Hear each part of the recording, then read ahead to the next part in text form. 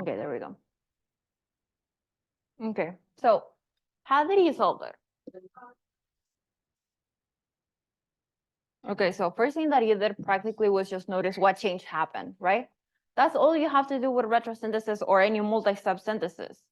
So in this case, we know that we're going from an alcohol group to a ketone in here.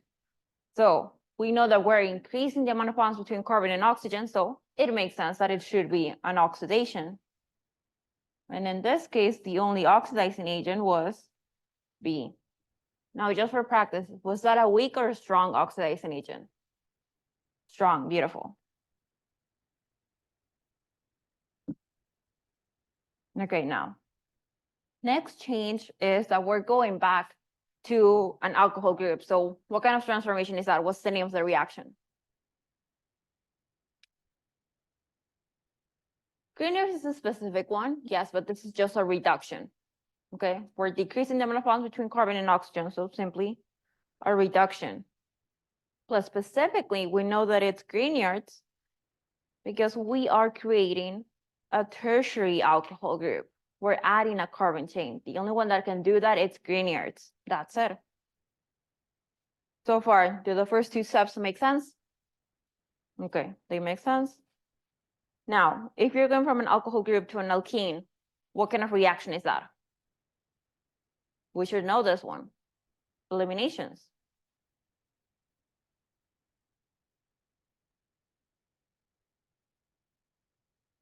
And then this was the easy one. Double bonds with some sort of reagent, yes.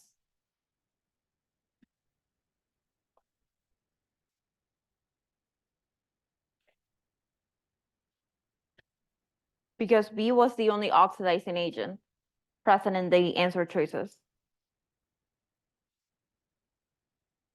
There at the bottom. Yeah, yeah. Okay, let's just leave that as a reference in there. But, okay. So we're at the bottom part, left side. We're going from an alkene to an epoxide. What was the name of the reagent that can do that? Do not answer it here. Someone else.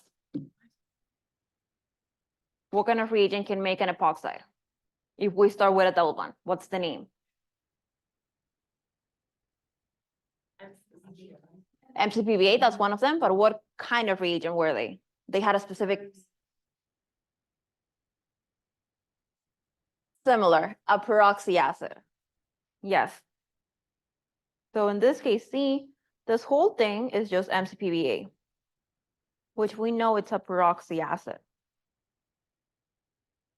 Now, what was the main characteristics for your peroxy acids? What did you find? What did you find in peroxy acids? How do you know it's a peroxy acid? That's a rule for the reaction, but how do you know you have a peroxy acid?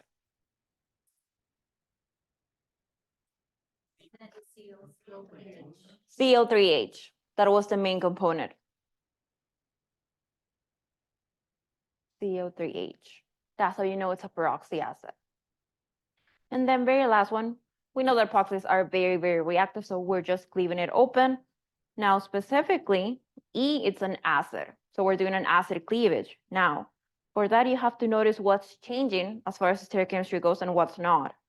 So in this case, we know that this alcohol group, it's on a wedge, and we can see that the bond to the right of the epoxide was on a wedge. So that means that I did not cleave that one because that stayed the same. So what's the degree of this carbon in here? Secondary. What about the left one? It's tertiary. And we can see how in the product, that methyl group is the one that changes. It's the one that flips. So if we wanted to cleave something that was tertiary over something that was secondary, the only one that can do that is an acid cleavage.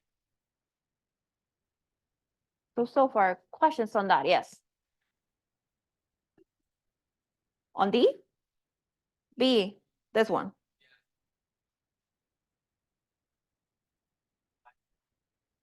It's an oxidation based on the definition that we were talking about on oxidation. Oxidation is just the increase of bonds between carbon and oxygen. So in this case, if we look at the molecule, we only have one connection between carbon and oxygen. But now we have 1 and 2. So we're increasing that amount of bonds. That's the definition of an oxidation. So the only thing you had to do is, based on the answer choices you had, is just know which one was an oxidizing agent. The only possible one in this case was B, but there's a few others that you should memorize that we talked about before. Okay? Did that answer your question or? Okay. Do we have any other questions so far in multi-step synthesis? Does anyone feel comfortable with multi-step synthesis? We don't feel confident? Okay, that's really not good. Okay. Your exam is at the end of this month, right? Okay. It's practically the end of the month. We're halfway through the month. So please start studying already, okay? Because it's gonna be a lot of content for this next exam, okay? Some of you came to tutoring and that was great. We started making a little list of reagents for the entire chapter. So they're at an advantage right now from everyone else. They already have a summary, everything compacted, so you should start doing the same or just start studying on your own. Yes. You need to know that. Yes, you need that. For this exam and for the remaining of the course, you need to know, again, initial molecule, reagent, what's the product? That's all you have to know. Each reaction, some of them are going to have rules. You have to learn them. You have to memorize them. So that's it. It's relatively easier than Orgo 1 because you're not asked to show the mechanism. So please start early because then you're going to get overwhelmed. Some of you have already come up to me with concerns about how much content we are covering in this past few weeks. So again, just start early. So before we continue with chapter 13, do we have any last minute questions on 11, 12? Yes.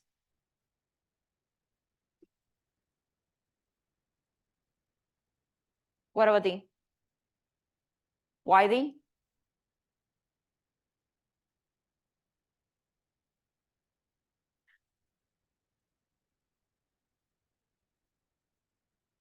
Okay, for D, we know it's that we're going from an alcohol group to a double bond. The only kind of reactions that we've seen doing that is the ones that you learned back in Orgo 1, chapter 7 specifically, eliminations, E1 or E2. Now, those guys specifically, if you start with an alcohol group, that means that it's an acid catalyzed dehydration.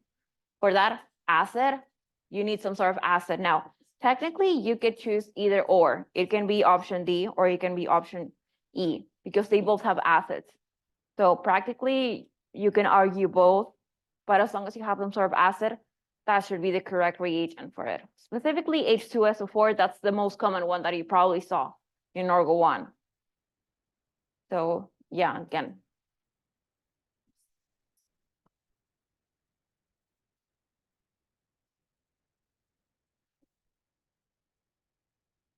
Grignard is the only one that can create an alcohol that's tertiary because it adds a carbon chain.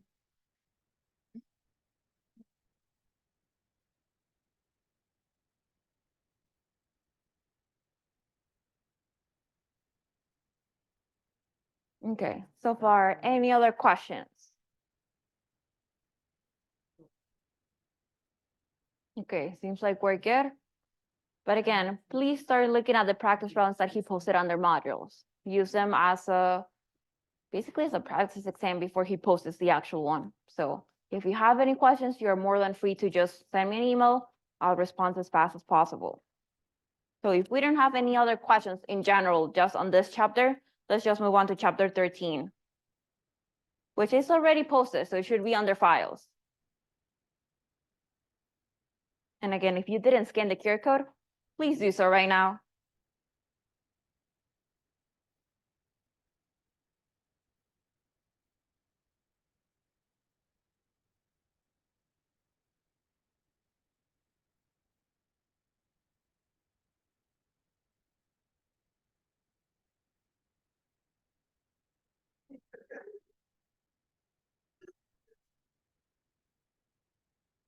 Okay, seems like we're good.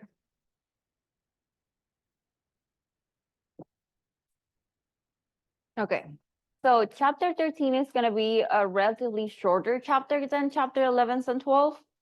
Now, for this chapter, it's going to be all about conjugated systems. Now, specifically, those are pi systems, anything with double bonds. We're going to talk about those different systems that we have. We're going to talk about stability. We're going to talk about a UV spec, which is just a type of spectrometry. You only have to memorize a little trend. And then we're going to look at two different reactions, and that should be it for this chapter, okay? Now, hopefully your professor already talked about conjugation, isolated, cumulated systems, but practically for this chapter, you're gonna have three different types of pi systems. Okay, I just like to call them pi systems for simplicity. Okay, pi systems again, it just has to do with double bonds. So from lecture, which of those systems was the most stable one? Which one?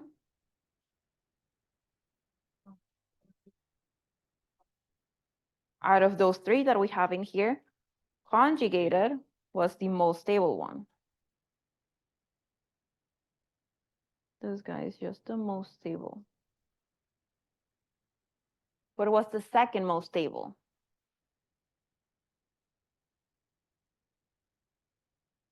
And then last one, process of elimination, cumulated. Okay, that's just a trend that you have to memorize.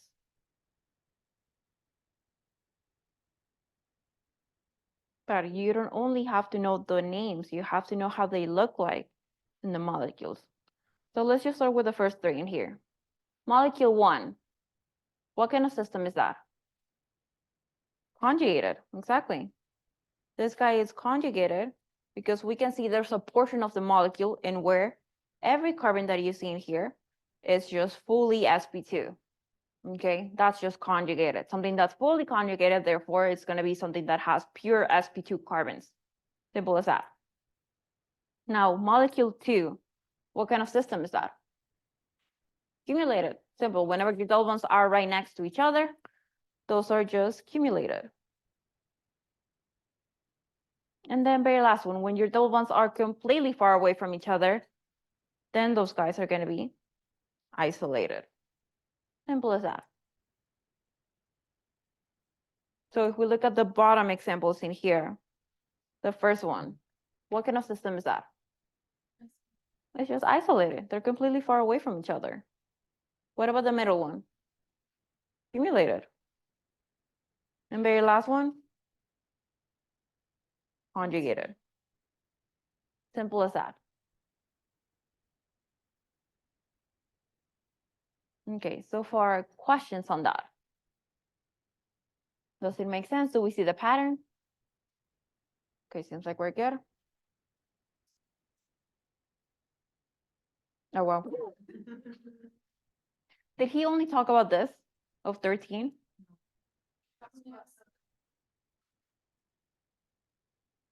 Did he talk about a UV spec?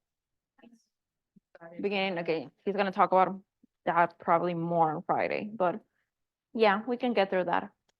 Probably a little more. But either way, in this case, you guys are gonna have 3 minutes to rank those four molecules from more to least stable. And then I want you to identify what kind of pi systems you see in each of those molecules. So again, you have 3 minutes, you can look at your notes. It should be relatively simple. So as soon as you get an answer, just raise your hand.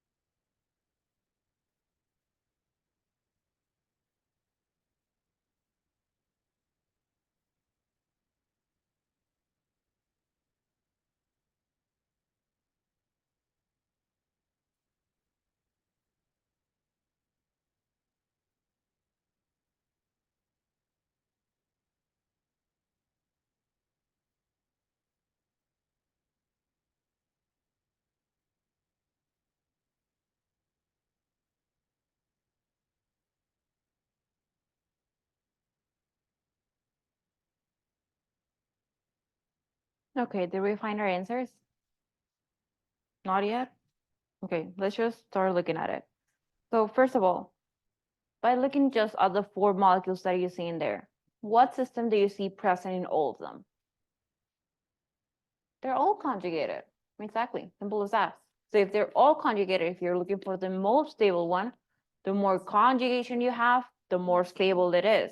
Because think about it, the conjugated system is the most stable one of all because of resonance. Electrons are just going to move around, that's going to stabilize the whole molecule. So the more resonance you can do, the more stable it is. So in this case, the pattern that we're looking at is the more double bonds, the more stable. That's it. So in this case, we can see that molecule 4, exactly, that's going to be the most stable one. That's the one that has the most double bonds. Well, which molecule is the one that's least stable? Exactly. So now we're just between 2 of them. So which one is the second most stable? The third one. And then process of elimination, 1 is the third most stable. Yes.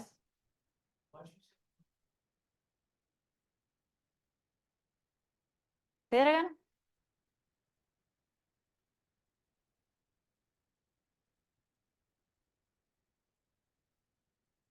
Molecule 2 is the least stable one. The least stable one I'm labeling as 4. Most stable one is labeled as 1, the one in that circle in blue. Yeah, but I'm saying, why is the second Because that's the one that has the least double bonds, so it can do the least amount of resonance. So it's less stable because of that.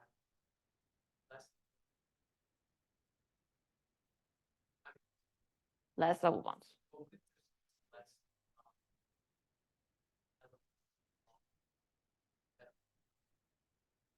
That is going to affect it, yes, but we're going to talk about that in the next topic with configuration and conformation. Yes. Because that's the one that has less steric hindrance overall, sorry, less ring strain, plus also we're in the benzylic position. So that creates extra stability. Yes.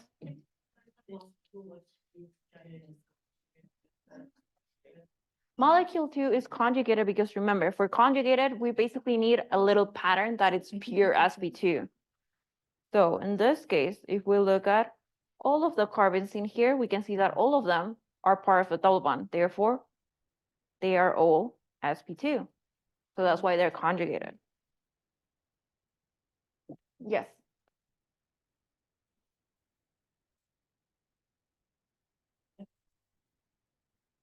Which molecule are you looking at? 3 and 4, they're fully conjugated, so everything is sp2.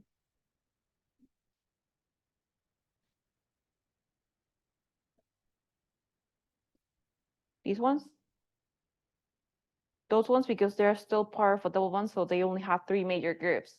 To be sp2, you need 3 major groups.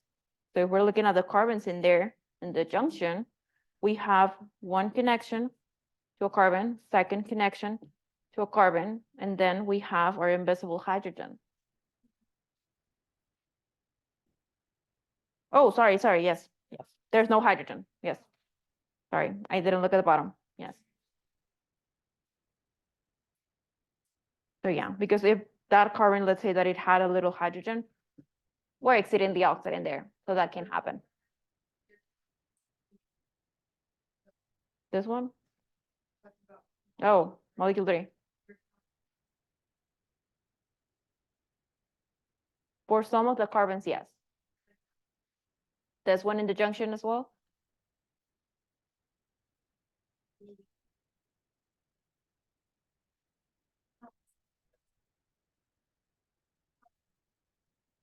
Like you have this connection, and then that's connection, that's why this is sp2.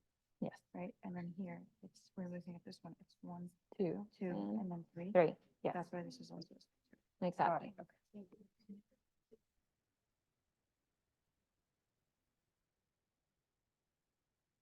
okay. Okay, so far, questions with the pi systems?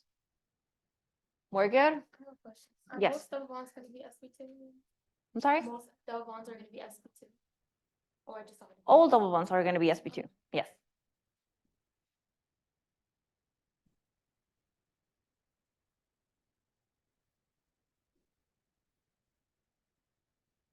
Conjugated is gonna be when you have a section of the molecule in where you see a pattern that all of the carbons are sp2. It doesn't have to be the full molecule. If it's fully conjugated, then yes, every single carbon needs to be sp2. But in this case, it doesn't always matter because we're not saying fully conjugated. We're just saying conjugated. There's a small portion that you see a little pattern that everything is sp2.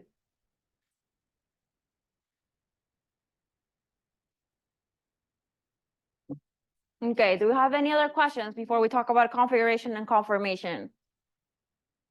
We're good? Okay. So this portion should be a review from Orgo 1, hopefully. Okay. So let's just start looking at the left side of this portion. So in this case, we only have one double bond, very simple. Now, in Orgo 1, we label them either as cis or trans, but now we have to be a little more specific. So we either say one of them is in the E configuration, the other one's in the C configuration. So in this case, between those two molecules, which one is E?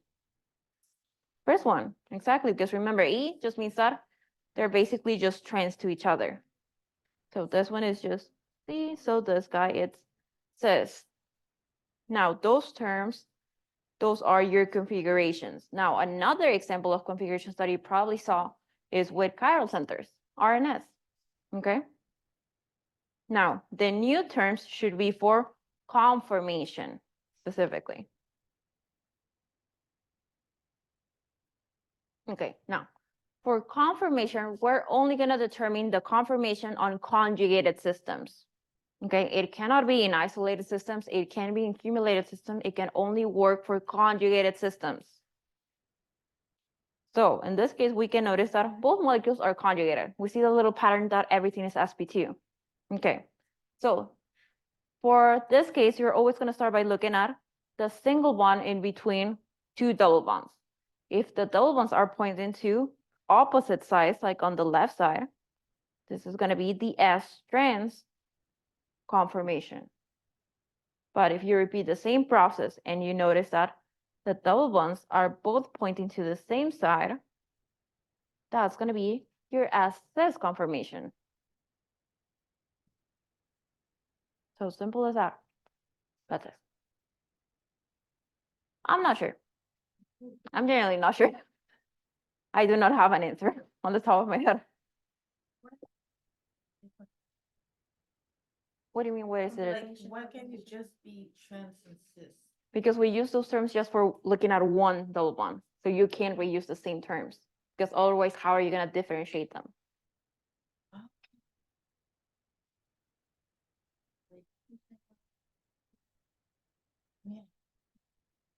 Okay, now, let's go back to configuration. So between E and C, which one is more stable? Why? Because there's less steric hindrance. Now, by knowing that, as far as conformation goes, which one do you think is gonna be more stable? S trans, exactly. Because same process, there's less steric hindrance, there's more space in between. So remember, whenever you're asked to rank any molecules based on stability, and you have specifically just pure double bonds, the less steric hindrance, the better it is. So as you can see, there's a little pattern in there. So the more trans the molecule is, the better it is, the more stable it is. So let's look at the two molecules in here. So in this case, first of all, what kind of system do we see present in those two molecules? What kind of pi systems do we see present? Conjugated, thank you. Okay, so they're both conjugated. So first thing you're gonna notice for stability is the kind of pi system you have. Since they're the same, you're gonna look at the next system, which is gonna be conformation, S-cis or S-trans. So if we start with the left one, this guy, is it S-trans or S-cis? S-cis, because remember, we're looking at the single bond, and we can see that both double bonds are pointing to the same side. So it's S cis, okay. Now repeat the same process with the one on the right. What's the conformation? S trans. So at this point, we have a clear answer. We don't have to keep going all the way until configurations. So we can see that the S trans conjugated molecule is more stable. Yes. So again, same process. We look at the single bond in between your double bonds. This one is pointing to the left side. This one is pointing to the right side. So opposite sides, S trans. Okay. Any other questions so far? Does it make sense? Do we see the pattern? Okay, seems like we're good. So now let's make it a little more tricky. This time you're gonna have 5 molecules to rank. So again, go through the same process. First, identify what kind of pi system you have. If they're conjugated, then you move on to conformation. Last thing you're gonna look at is configuration. So take about 5 minutes for this one. 5 minutes, you guys can look at your notes, talk with each other.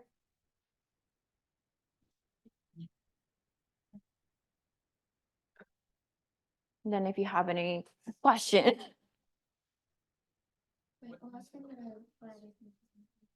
Let me write it down.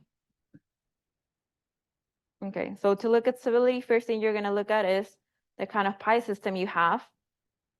If they're conjugated, then you look at the conformation, that's S cis or S trans. And then third is the configuration, which this is E or C. This one is S cis or S trans. This one is conjugated, isolated, or accumulated.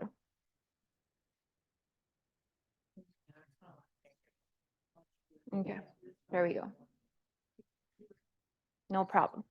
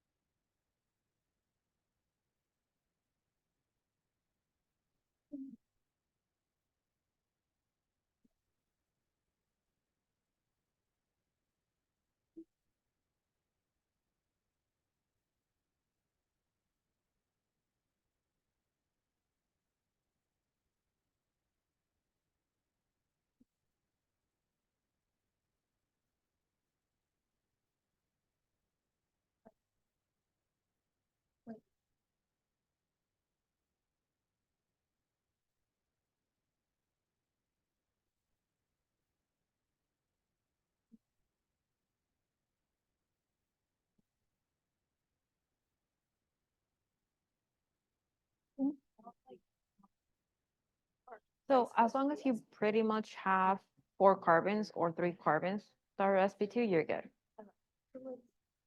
These would both be SB2, right? Those are sp2, yes. But then it's not conjugated. This one, Be no, because they're isolated? just, mhm, Okay. they're completely far away from each other.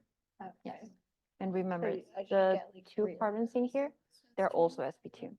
Oh. The so carbons then- that compose the one, they're both sp2. Okay, so then that would still make this isolated though? if It there's still the makes it 4? isolated because the pattern has to be continuous. There's space in between them, doesn't qualify. Oh, okay. Mhm.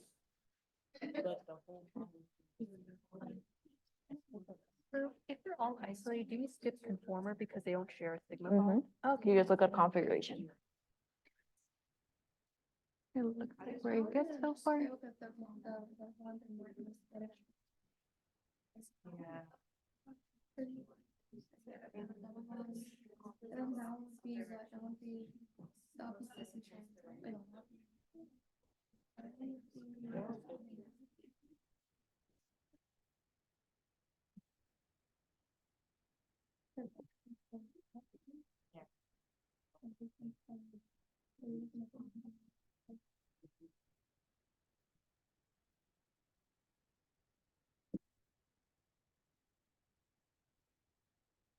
Okay. Did we get our answers? Did we get our rankings for the molecules? Let me see some yeses. Some yeses too, or we're still working on it? Yes? Okay, let's just see. Guys on the right, what was the ranking that you came up with? Hold on for 1 second. Just anyone from just the right side. What's the ranking that you came up with? Oh, yeah, that one's been going up since. Yeah, It, it's been ringing. where's the phone? It was like in that corner or something, but it rang at the same time as, or like around. Yeah, it's probably an alarm, something. I mean, It's probably an alarm going on. but if it's an alarm, they have to shut it off and it just stops. They've been calling Either way, for a back to the session. What was the ranking that you guys got? Any of you?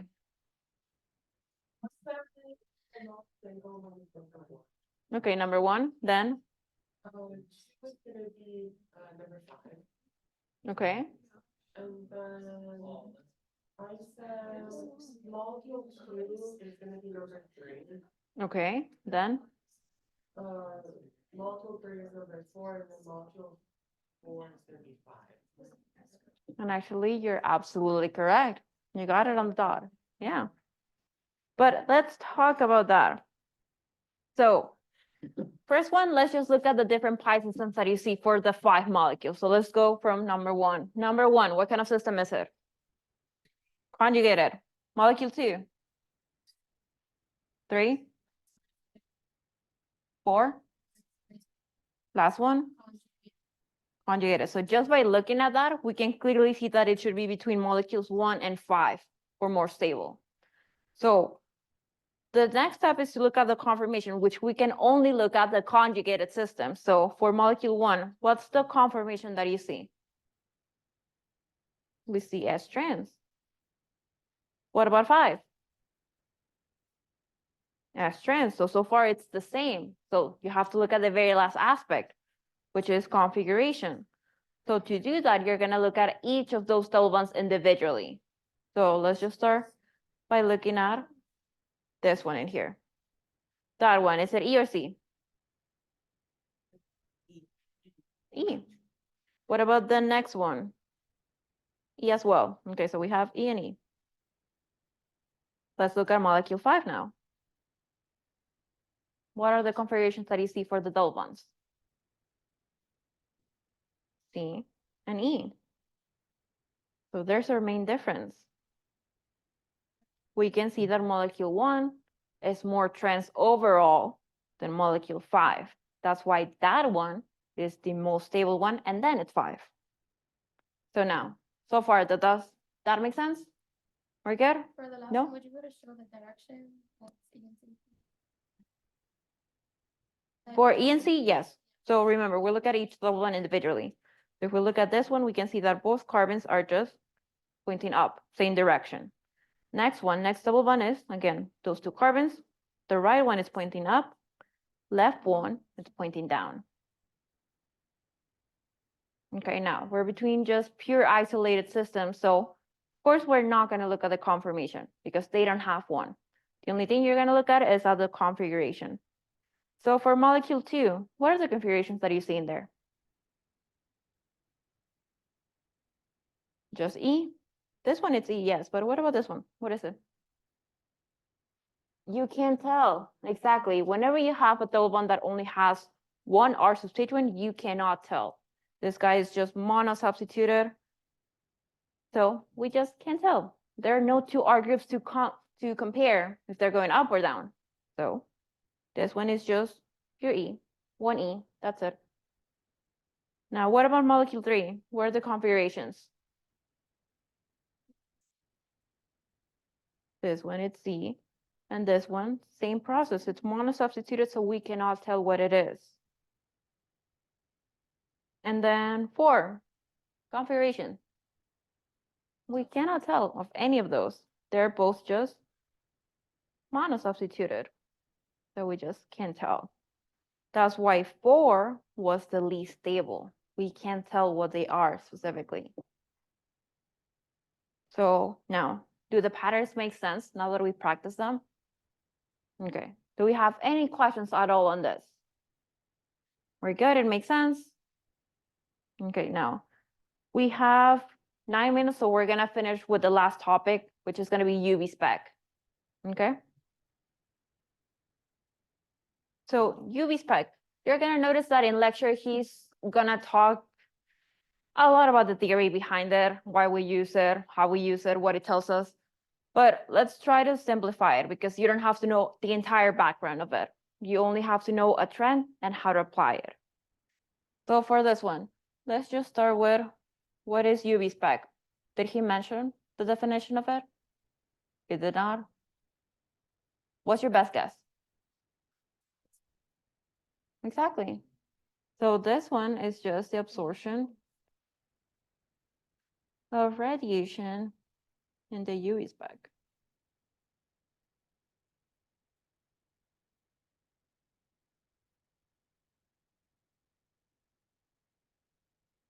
Okay, now, the main thing that you have to focus on is how it helps us. So this specifically technique, it helps us determine the conjugation levels of a certain molecule because it basically tells us how many pi bonds we have. So in here, let's just write helps determine conjugation.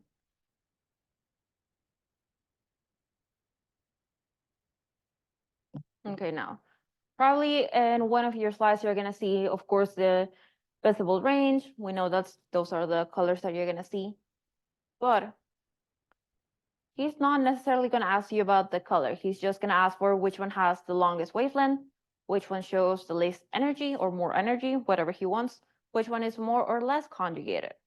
So to do that, we need to learn a little trend. So the trend is gonna be the following one. We're gonna start with wavelength. Oh, that doesn't say wavelength.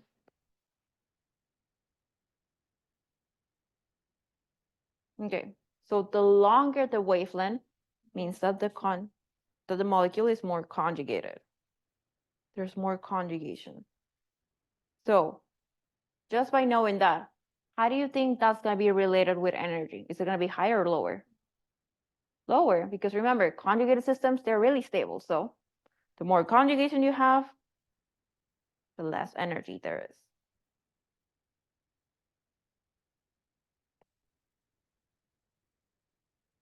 And that's it. That's all you have to know for this topic in a specific. Just memorize that trend, learn how to use it. So in this case, let's just look at a few practice problems. So in this case, if we're looking at the next 2 molecules in here, and if I'm asking for the one that shows the longest wavelength, which one is it, left or right? Left. What kind of system is in here? Conjugated. What about the right one? Isolated. So we already know how to identify the pi system, so it should be pretty easy to determine which one has the longest wavelength. So far, questions on that? Make sense? Pretty simple trend. Now let's look at slightly bigger molecules. By looking at those guys, which one has the lowest energy? Okay, I have one word for the left one. Left one? Okay, so first of all, let's look at both molecules individually. Left one, what kind of system do you see? Conjugated, okay. Right one, what system do you see? It's conjugated as well.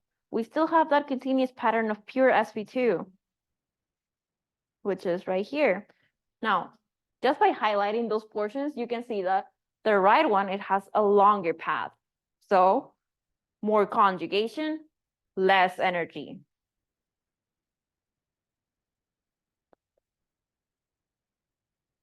So looking at the amount of double bonds it has as well. Yes. So same process. More stable you are, more conjugated you are, less energy there is because it's more stable. Okay, so far questions on that? We see it? Yes, And, as far as resonance, the more double bonds, the more resonance. Now let's look at these two guys in here. Which one is gonna have a shorter wavelength? Left side? What kind of system do you see on the left side? Isolated. What about the right side? Conjugated. This one is slightly trickier to see, but we still have our little sp2 pattern right here. It's still present. So yeah. If it's the shorter wavelength, it's the one that's less conjugated. And then very last one, this should be a review. Which one is more stable? Which is left or right? Left one. This one it's S trans, and they're both E. This one was S trans, but the configurations were C. So simple as that. It's not as scary as it seems. You just have to know your trend, how to apply it, look at the logic behind it. You should be good. Longer wavelength, more conjugation. So yeah. Now, before we talk about the two reactions that you need to know for this chapter, next topic is going to be in molecular orbital theory.